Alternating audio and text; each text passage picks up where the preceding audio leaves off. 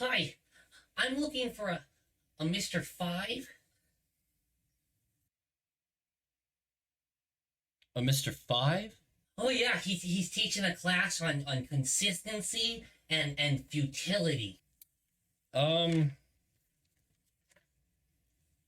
we don't have a Mr. Five on staff. Oh, are you sure? Maybe check under. Oh, and 5.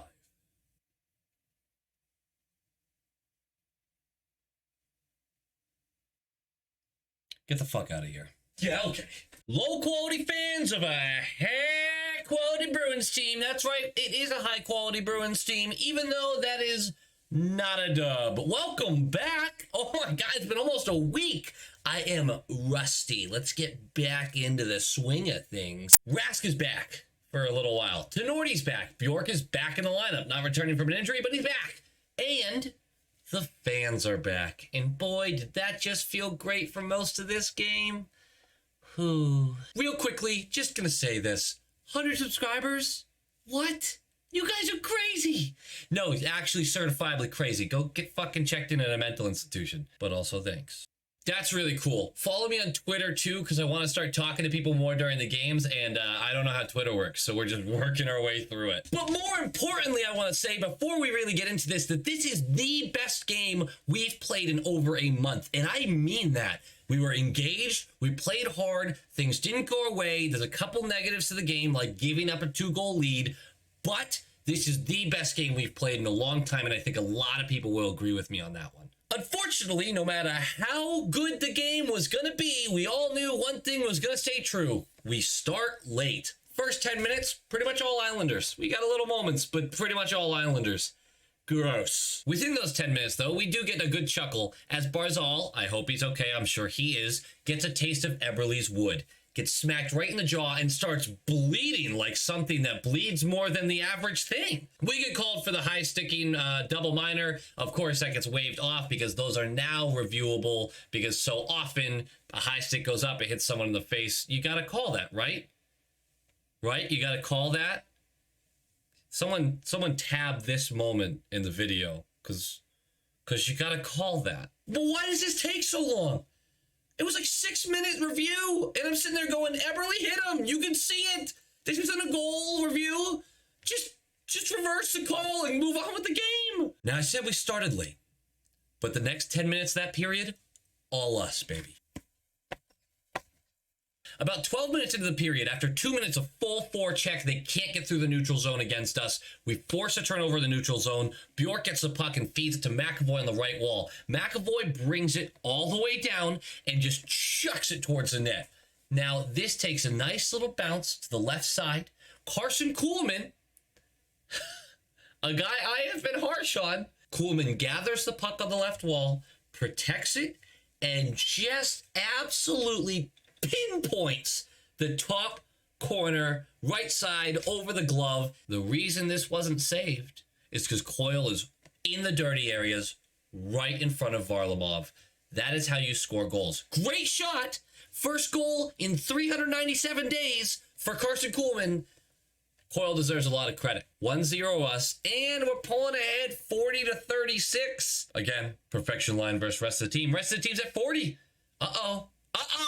We continue to dominate this period. We do go on the power play with Cizikas tripping Clifton as the power play is expiring. And our power play did not look impressive, but there was more movement than usual as it's expiring.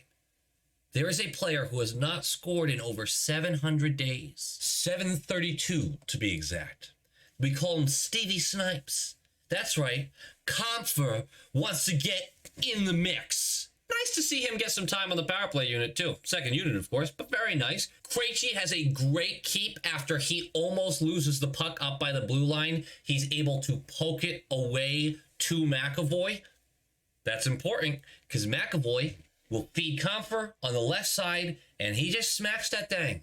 All on the floor, smack that. Am I going to get sued? Comfer just smashes that shit, and it beats Varley blocker side, and you go, weird to see him give that up, but again, Coyle is in the dirty areas, preventing Varlamov from seeing it properly. That is 2-0 Bruins, 41-36 to the rest of the team versus the perfection line, and Coyle is having so far the best game of his season, even though he's not on the scoreboard. I could tell you right now that's how the score ends on that period, but we do get another power play, and in the middle of that power play, Bergie gets absolutely blatantly high-sticked in the center of the ice, and it's not obscured. Everyone can see it, including the referees. Here's the problem. While Bergie reacted, his head flips as it always does. He looks to the ref. He's bleeding. Looks to the ref. No call. We are on a power play at this time, and we know to go on a 5-on-3 is unlikely. Here's the thing. Tim Peel showed us something we already knew, is that the referees are instructed to keep the games close in penalties. And so this would have been another power play for us.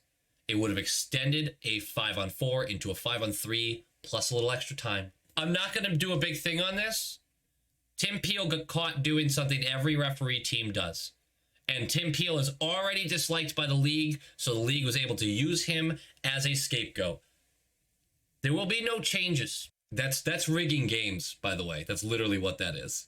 And I get, look, a lot of people will go, you're the Bruins. The big bad Bruins benefited that for years. Emails in 2011. I get it. Look, I know that it's benefited us at times. It's benefited every team at times. Look at the 2019 Stanley Cup champion St. Louis Blues, who for 4 rounds, every team they played went, what the fuck is going on with these referees? And in the Stanley Cup finals, a coach complains about the referees, and all of a sudden the Bruins can't get a call. I'm not saying that's the reason we lost the finals, but I'm just saying we fucking knew what was going on. Your team's supposed to overcome it, of course, but we fucking knew. Everyone knew. Every single playoff series, every single Stanley Cup has a moment in the modern history of the game where you think about what Tim Peel said and you go, yeah, that explains that. It's wrong, and I'm not defending it. I'm just saying we already knew. We already knew. Of course we already knew.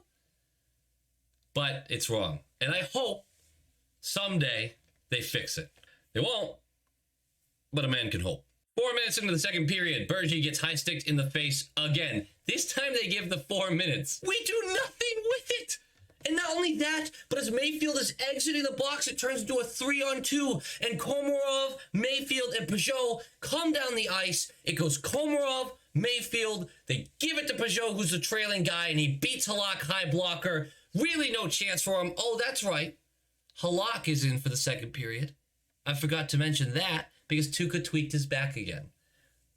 Fuck. It's 2-1. All the momentum destroyed, and the fans are nervous. And I want to be very clear. Even before that goal was scored, you look at Twitter. Oh, I hate Twitter, but you look at it, and you look at the fans, and this team doesn't inspire confidence. And we're up 2-0 against a team we can't beat this season. We should be excited. Nope. Everyone had this prediction of like, man, this is going to suck when we lose. The Islanders lay it on for the rest of the period. And I mean, truly lay it on. They are pushing. The period will end 2-1, so we hold them off. But we're going to the third. Feel like shit. And in more injury news, 1 minute into the third, Kuhlman blocks a shot, goes off his hand, and immediately goes down the tunnel. Doesn't even like, he gets hit and just skates to the bench. Just goes right for it. Do people skate like this? I look like one of those jogging moms with the weights. Do you remember that weird time where they had shake weights instead of just regular 5-pounders? And they'd be like, that was weird. 5 minutes into the period. Bailey and Nelson with a give and go. Bailey just gets to skate by everybody. No one picks him up. Great shot. Beats Halak, and it's 2-2. I talk about how the Islanders lay it on and how they're pushing. But our team was engaged. We were there. We were fighting. 2-2. And Marshy takes a holding penalty, which was a good call. It was a good call. Just shit timing for us. 12 minutes left in the game. But of course we kill it because we're amazing. We're doing so good. 4 minutes left in the period, and of course, we just have the opportunity. Smith basically gets a breakaway. Breakaway with pressure, but a breakaway. And he can't finish. He tries to go 5-hole on Varley. Varley played a great game, as usual. But my disappointment over Smith, the sniper, is immense. And I know everyone's like, he's an unlucky player. Look at his stats. It's going to go up eventually. I'm sick of hearing it, man. It's been 30 fucking games. Not only that, but he gets that chance at the 4-minute mark, and at the 3-minute mark, guess what? We pack our box when we're in a defensive zone. And when they do fire away, we aren't strong enough to get the rebound and get it out. We give teams 5 or 6 chances a game because they just get to shoot it into the fucking masses, and there's one guy out muscling everyone else. This time it was Wallstrom. 3-2. We had a 2-goal lead after one. It's 3-2 with 3 minutes left in the game. Just disgusting. 54 seconds later, I'm going to show you how I reacted to this. Fucking shit! No, Bjork! Bjorky! Anders Bjork got a goal! I like when Bjork scores, especially because it feels like he really deserved it. He worked really hard that game. It's nice pressure. Coyle has the puck down on the left side of Varlamov, sees that Bjork is careening through the slot. Nice feed, nice shot, goal. High game, 41-36. I don't even know, 42-36, something like that. We're pulling away at this point. We're going to overtime against a team that we just can't seem to beat. And once again, my stupid brain. Man, this is the best game Coyle has played all season. 30 seconds into overtime. And Letty just skates right by Coyle. Our blue line goes right down the left side. Coyle can't catch up. And not only that, Coyle doesn't cycle to the center. Letty shoots from the left wall. Halak lets it squeak through him. He makes a save, but it squeaks through. The rebound's right behind him. Halak doesn't know where it is. And instead of Coyle winning the race to clear that puck out, Bevelier comes by and taps it in. Game. Another loss to the Islanders. Game notes. Rask is injured again. I have no update. Thoughts on that? Shit. I already mentioned the collapsing in front of our own net. I'm really sick of us playing that way against teams that are good at possession, because that just means we tire our defenders out and watch them pass around us. I mentioned the faith thing. I want to go back to that. In 2018-19, through that whole season, no matter what was happening in a game, I always felt like we could win it. It just felt like the team had that extra gear that they could turn on and score at will, or at least lock down the other team and keep pressuring, keep fighting. It doesn't feel like we're that team anymore. And it shows. The fans don't feel confident, and the players don't look confident. I will say, Kuhlman had a great game. Coyle, except for that overtime, had a great game. First line didn't look great, but they never really do against the Islanders. The Islanders focus heavy against them. I'm not devastated by that, but they do need to start cracking this armor a little bit. Here's what really bothers me. Carson Kuhlman scored. That Anders Bjork scored. That Steven Kampfer scored. You're telling me that Nick Ritchie had 3 different chances where it was basically an open net, 2 bad bounces, so he missed 2 of them, and the other one he just couldn't handle it on that one. 3 different chances Ritchie could have scored. And we lost that game? We lost that game. Secondary scoring is fixed. Yay! It doesn't matter. If we don't get the win, it doesn't matter if the secondary scoring is coming through. Guys, that does it for me. Thank you so much for watching. I did realize by that whole, in the next 45 days, we have 28 games or whatever.